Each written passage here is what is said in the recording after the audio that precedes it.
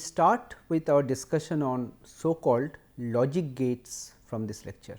The title of the lecture is Logic Gates. Now, if you recall, we have talked about numbers, number systems, binary primarily, and other derived number systems like octal, hexadecimal, decimal, gray code, etc., BCD. Now, when we talk about binary number system, the next step or the objective of the present course will be to build some circuits that are based on the binary number system or something which is called switching circuits. These logic gates form the basic building block of such switching circuits. So, we first talk about the different kinds of common logic gates that are used, which we shall be using in our subsequent lectures and discussions. Okay? Logic gates. Fine. So,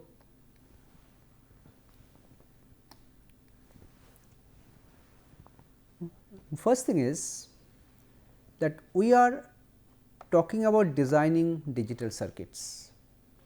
These logic gates will be the basic building block of such circuits. There are many different types of logic gates which have been reported by various people. The most common logic gates are NOT, AND and OR. These three are the most basic ones, and of course, NAND, NOR and exclusive OR or XOR, these are also quite popular. There are a few others. Now, when you design a circuit, nowadays we talk about integrated circuits. There is a large amount of circuitry which are packed or integrated within a single integrated device. So, you can see such integrated circuits in every circuit board. You open a computer, open a laptop, open any kind, open your mobile phone, anything that you see. You open a washing machine, open an air conditioner, whatever you have, you will see that there are a lot of electronic circuitry and they are all in terms of integrated circuits. Now, here I have shown you some typical pictures of integrated circuits, how they look like. They can vary in shapes and sizes, and over the years there have been several generations of integrated circuits which have come up, starting with the late 1960s, where we talked about something called small scale integration, where inside these are called chips. Integrated circuits are sometimes also called chips. There will be about 10 to 12 maximum gates per chip, very small circuits. Then came in the 70s something called medium scale integration, MSI, where we were able to pack about 100 gates in a chip. Then came large scale integration, where we are talking about thousands of gates. Then very large scale integration, tens of thousands of gates, and this VLSI is actually progressing. As of today, we are able to pack almost in excess of 10 to the power 8 or 100 million gates per chip. So, you see today we have chips of fantastic complexity with so huge number of components or basic gates inside a chip that allows us to build incredibly complex systems in a very compact space, because the sizes of these integrated circuits are very small. Okay. This gives us a very big advantage in system design. Now, another thing I just wanted to mention, there is a empirical observation which was made by Gordon Moore, who was the co-founder of Intel long back in the year 1965. So, what he predicted based on his observations is that the number of transistors in a chip basically should double every year. So, in the initial years this trend was found to be holding good. The so called Moore's law predicts that such trend will continue in the foreseeable future. See, the pace has slowed down over the years, okay, but what we see today is that still today the kind of technological advancements that we see, that has allowed us to have the number of transistors per chip or per square inch, whatever we say, actually we are talking of per chip, to double approximately every 18 months. See, the initially Moore talked about 1 year, but now it is about 18 months. This actually means an exponential growth. It is doubling every fixed number of months, right. So, a very typical curve is shown here. So, here the x axis shows the years, and this is projected up to 2030, and y axis shows the number of transistors per chip on a logarithmic scale. So, a straight line means exponential growth. So, here we are only showing the Intels and a few others, Motorola, AMD, mostly Intel, the ones on the bottom, these are Intel processors. So, see that the trend is showing that exponential growth, and this is continuing till today, right.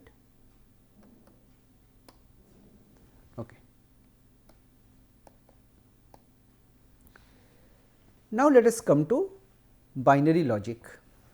These digital logic gates that we are going to talk about, they typically operate on binary logic. Now, in binary logic you have already seen, we talk about 2 digits 0 and 1. So, the question is, why do we want to go for binary logic and not other logic like decimal, octal, anything else? The first thing is that when we talk about designing electronic circuits, circuits are built using small electronic components. Most of these components can be very easily visualized as having 2 distinct states.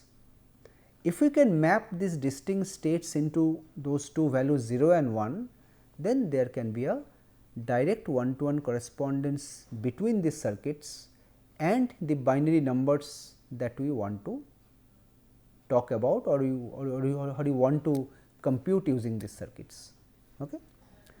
So, these electronic circuits can be visualized as having, as I said, 2 distinct states. Some typical example, a miniature electronic switch can be either open or closed, 2 states. The voltage on a line, you can say it is either a low voltage or a high voltage, 2 states. Current is either flowing or not flowing.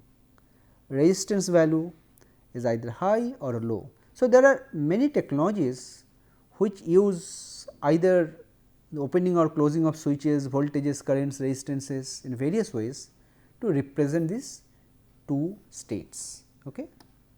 This is the basic idea behind binary logic. Now, let us come to the basic logic gates. We start with the simplest gate, which is called a NOT gate, and also sometimes it is referred to as an inverter, because it inverts the state of the input line. A NOT gate has a single input and a single output. Pictorially, it can be depicted by a symbol like this. So, your input is A and the output you refer to as A bar. Now, the behavior of a NOT gate can be represented by something called a truth table. Now, what is a truth table? In a truth table, on one side we show the inputs, on the other side we show the expected outputs.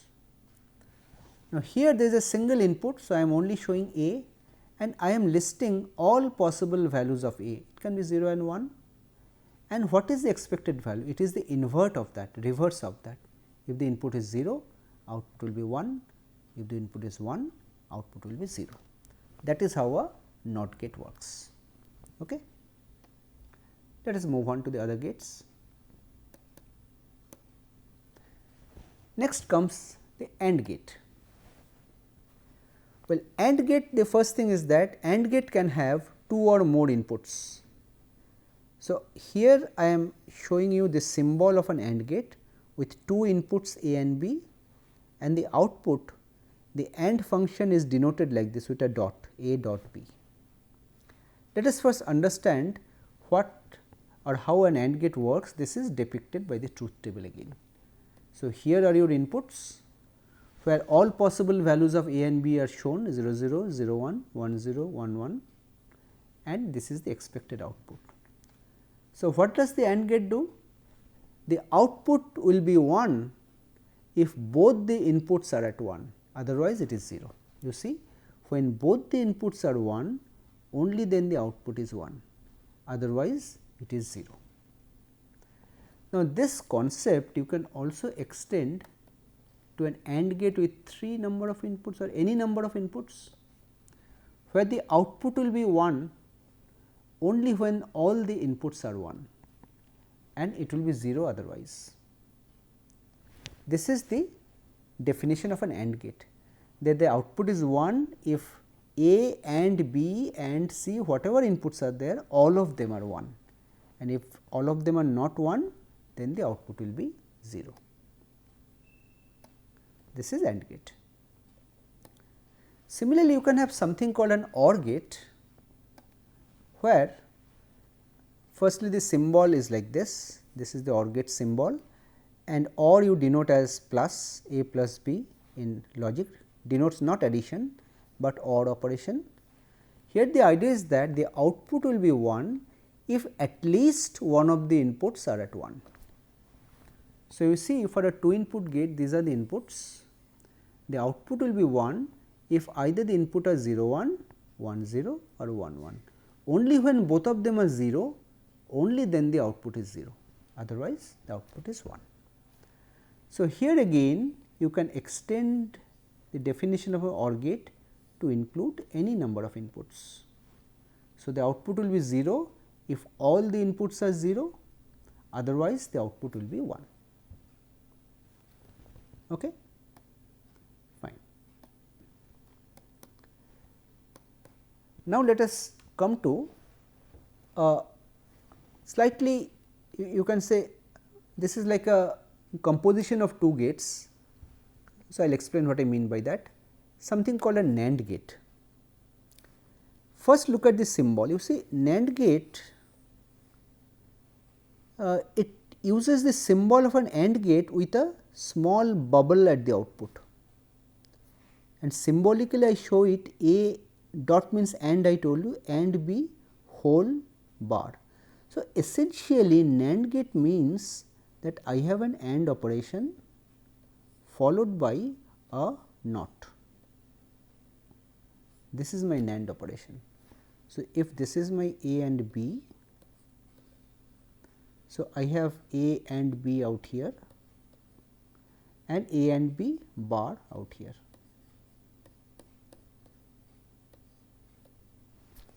Right.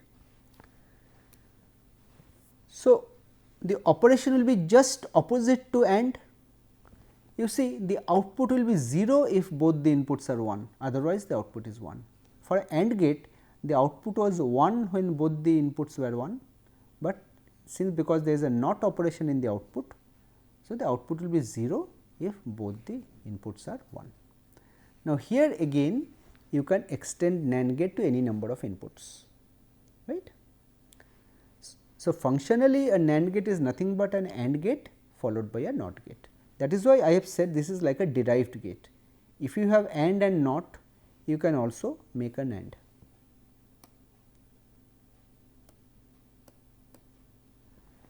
Next comes NOR gate, which is an extension of OR gate again. So, again NOR gate looks like this, it is like an OR gate with a bubble indicating a NOT operation in the output. So, here again if we have an OR gate and a NOT gate, this makes a NOR gate. So, here for an OR gate you recall the output was 0 only when both the inputs are 0, for other cases output was 1. So, you have a NOT, so it has reversed, for 0 0 the output is 1, for all other combination the output is 0. This is what a NOR gate means.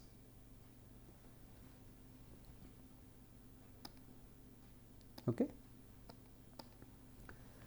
Now, let us come to something called exclusive OR gate. Well, you have already seen this symbol. So, I mentioned this symbol as modulo 2 sum when we talked about it.